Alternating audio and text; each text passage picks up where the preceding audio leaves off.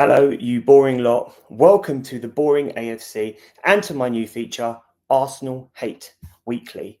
What we have here is just a little tongue-in-cheek look at some of my favourite Arsenal hate that I've seen in the world of sport or across social media over the last week.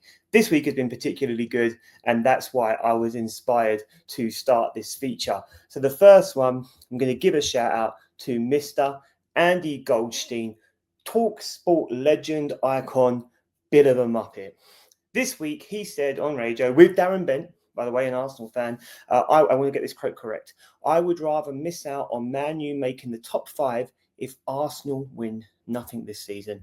That's Andy Goldstein, an Arsenal fan. Now, a Man United fan. And this is why it blows my mind. Man United have a record 13 Premier League titles. Can you imagine if Alex Ferguson had the mentality of, well, I'm not going to approach this game this certain way because I don't want Arsenal to have an advantage over me. This was a man who was happy with points on the board, a man who would pull his team from players from international duty if it meant an advantage.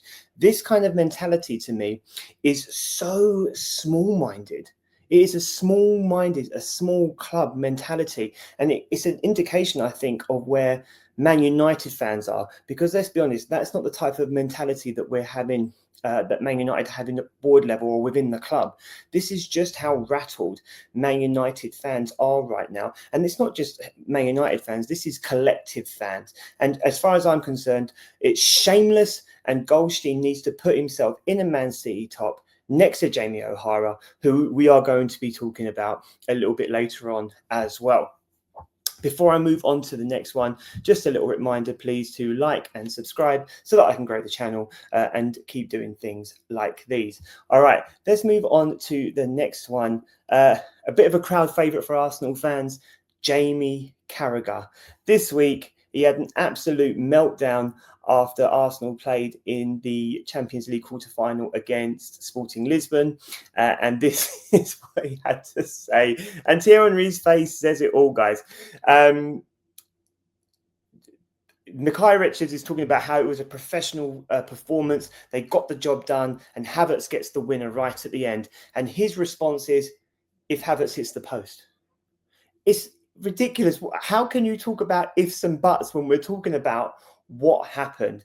And you know, this kind of punditry from Jamie Carragher is up there with his ridiculous headline when he's writing for the Telegraph, right? It's desperate, it's clickbaity, it's not really thought-provoking, and it's just trying to get something out there so he's got something out there. It's ridiculous punditry, and this is why people are getting fire sticks, because they don't have to listen to this kind of nonsense. And that is exactly what Jamie Carragher did. It's embarrassing. It's the type of thing that makes you roll your eyes when you've watched, whether you like the football or not, you've watched a successful performance, and then you get that kind of droll, which is exactly what it was. Well, we've Havertz missed. What, are we in the playground?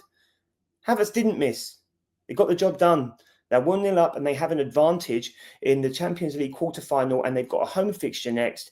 And he has to hold that because he's got more important things to worry about, which is an awful Liverpool squad. Even to the point where Jordan and Murphy were defending it on TalkSport. And that is a massive indication of where things are if Arsenal are getting help from TalkSport. Let's move on to number 3, and it wouldn't take long with it. Mr. Jamie O'Hara. Jamie O'Hara with an absolute belter today, where he didn't even put Raya in the top 5 goalkeepers in the world. And I know these types of things are subjective, right?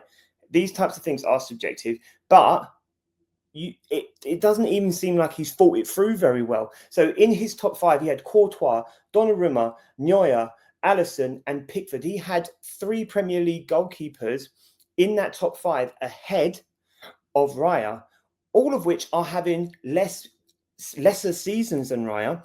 Raya is on par to win his 3rd Golden Glove in a row, by the way. And hopefully he's going to cap that off with a Premier League title. And also, no one in the Champions League this season has a higher save rate when facing shots at 90%. I think he makes the top 3 or 4 in Champions League history for save rate so far this season in the Champions League, and behind an Arsenal legend, by the way, Lehmann with a ridiculous record from the mid 2000s where he had a save rate of 100%. God knows how he managed that. But to say that when you've got some of those other players in there, and then to say that they're not there, that Raya is not better than, given all of the other information that's available, top melt behaviour from Jamie O'Hara. All right, let's move on then. We'll get rid of Mr. O'Hara because I think I've had enough of seeing him. And we'll talk about Kenny Cunningham, who also had some equally ridiculous things to say when it came to Raya. And, I'm not normally just one-track minded here, but the Raya hate this week has been a little bit ridiculous in the whole grand scheme of things. Arsenal, given the performance that he had in the Champions League quarter-final against Sporting and generally across the league, all of his performances this season, a great goalkeeper, a good goalkeeper, it's been said, it's been quoted, right? They will earn you 12 points a season, right? Raya has done that for Arsenal in the Premier League, and he's also got us passes in the Champions League. Do not mistake the value of his saves in that quarter-final away from home. That one in the first half was incredible, right? Regardless of whether he put it into Rose Ed with his hand or whether he caught it or whether he got the fingertips. It was the fingertips that pushed it onto the post. It was a good shot. It wasn't a bad shot, maybe a little bit too close to the goalkeeper. But at that speed, he had to be excellent, and he was, right? In the second half, he made some equally good saves. I would also caveat it by saying he had to recover cat-like from a potential mistake. So granted, not everything is perfect here, but he still made the backup save after the initial mistake. That also deserves massive credit. And then this guy, Kenny Cunningham, comes in and says, well, basically, first of all, refer to my previous points. But then after that, he is miles better than Kelleher. And this guy had the cheeks to say, I don't see what he does better than Kelleher. This kind of analysis is embarrassing. This is embarrassing. So another one to droll up to Arsenal Hate Week, and thank God for Given there, who sat there and was like, what the hell are you talking about, mate? This is absolutely ridiculous. I'm going to move on to the final one. So we'll get rid of Mr. Cunningham. Where are you? Let's get rid of you. And let's move on to Arsenal's training methods. Oh my, Mr. Arteta is thinking outside the box. Let's have a meltdown. Arsenal mocked for bizarre training drills. Why is this even news?